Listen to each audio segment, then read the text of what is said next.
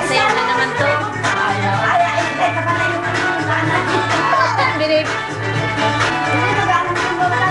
Video mo siya, no? John. Oh, galing.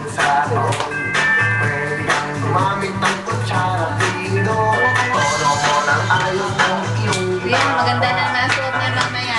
Makakanta ang mga nakitibinan mo.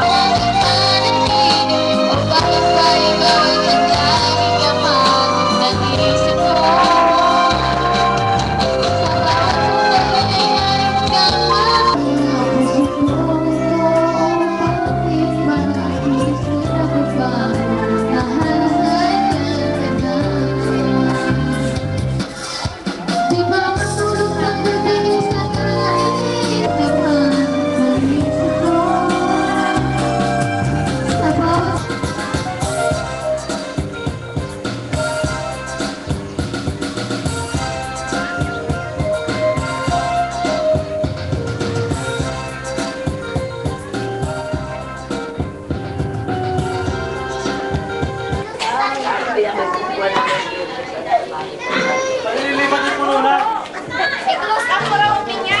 Nakita lang. Huwag kayo sa likod.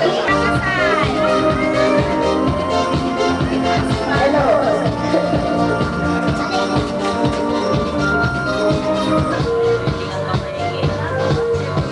Talaga sa dada.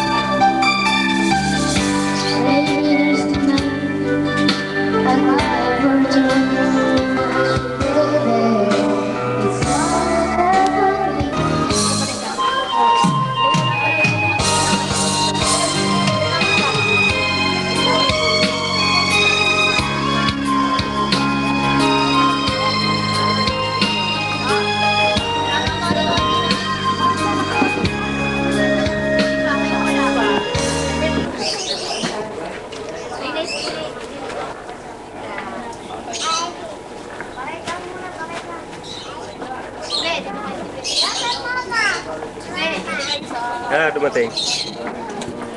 Dapat na. Yare, sino kare? Sino are? Kiss muna kasi. Nasaan mama? Hi muna dun, hi. Hi. Dali, hi.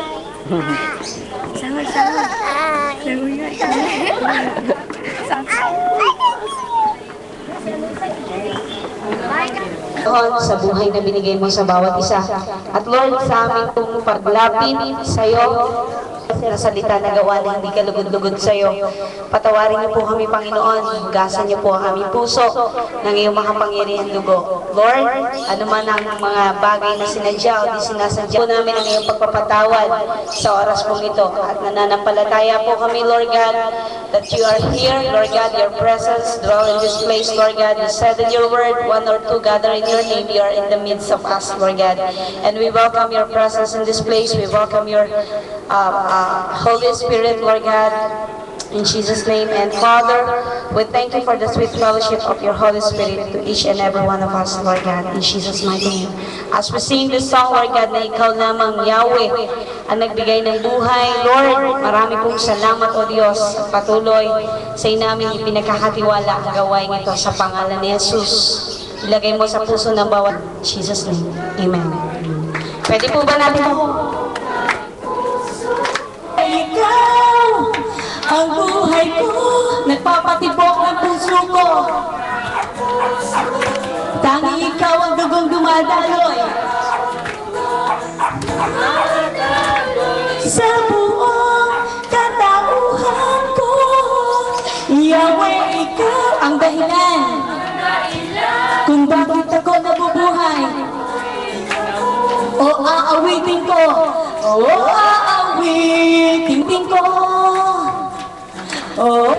awitin ko, say to the Lord. Oh, awitin ko kailan. Hallelujah. Amen. Lahat po ba na kailanman, di kita ibababalik, pagkat sa piling mo'y langit. Mahal na mahal kita. Mahal kita, Panginoon. Minsan pa. Mahal na mahal kita, Panginoon. At kailan ba'y di kita ipagpapalit, habang buhay. Papupurihan ko, pag-ibig ko sa'yo iaalay, pag-ibig ko sa'yo, mahal kita, Panginoon. Mahal kita, Panginoon. Hallelujah. Can we give the best clap offering to the Lord? Hallelujah. Yes, oh Lord God, we bless your name. We love you, Jesus. Hallelujah, Lord. Hallelujah. Kailangan ko, Panginoon, ikaw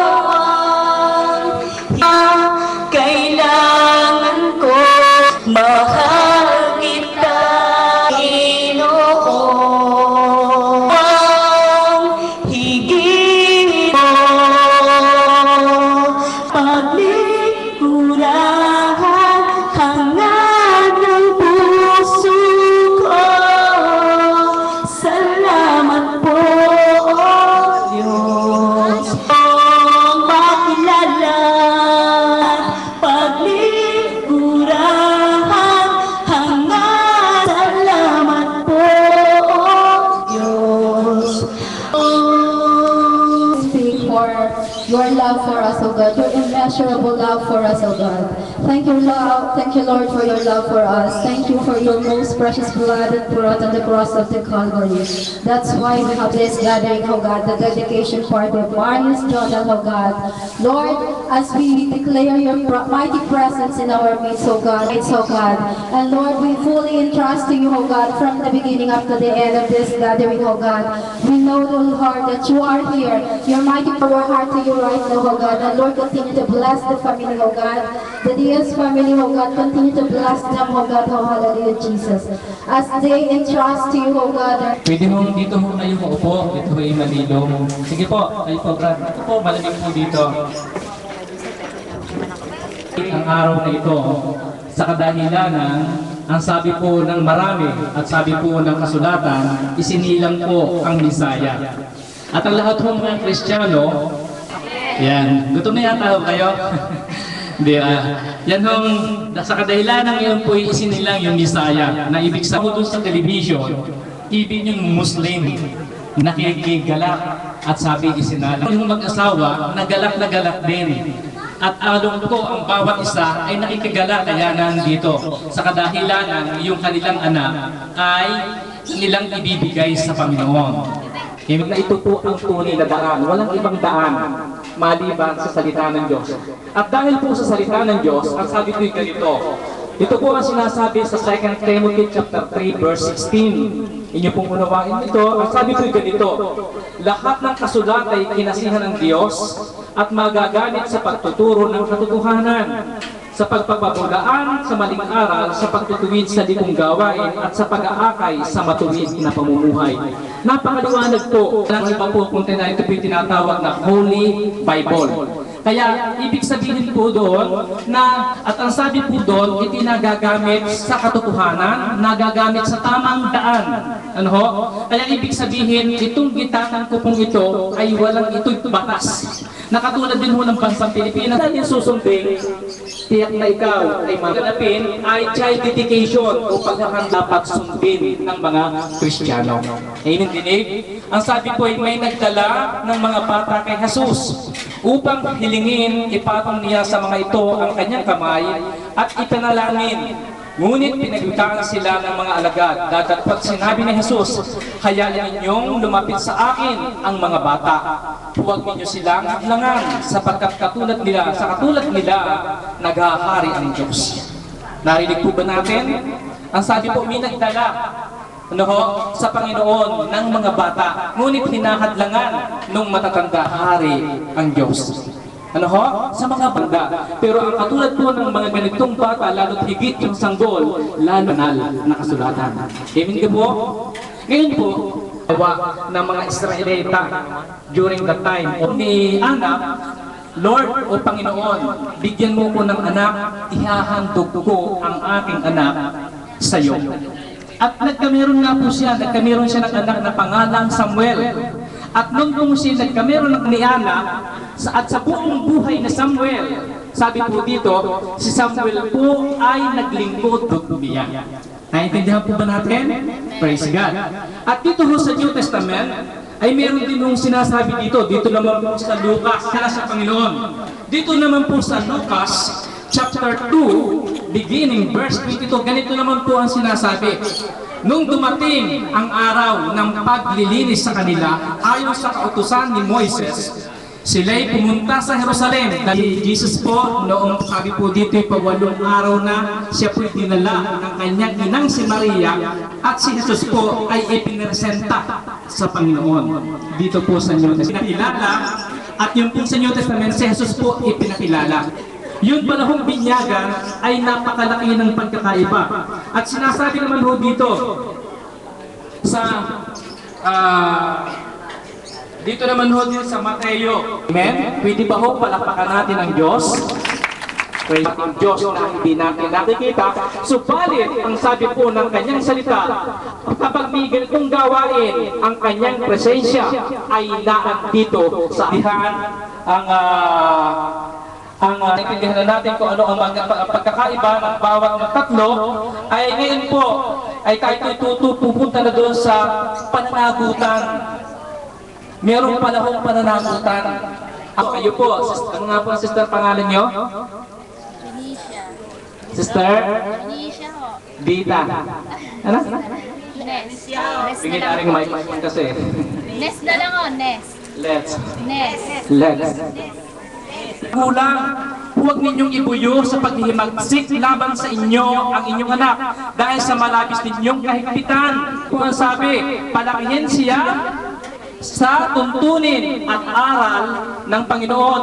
Meron ho akong nakita na talagang magulang, napakahigpit. Grabe kong mamalo, pero yun ho ay lalong nagre-rebelde ang anak, lalo't higit kung ito ay lalaki. Pero ang sabi po ay napakaliwanag, palakihin sila sa tuntunin at aral ng Panginoon. Narinig po ba niyo, sister? Yan.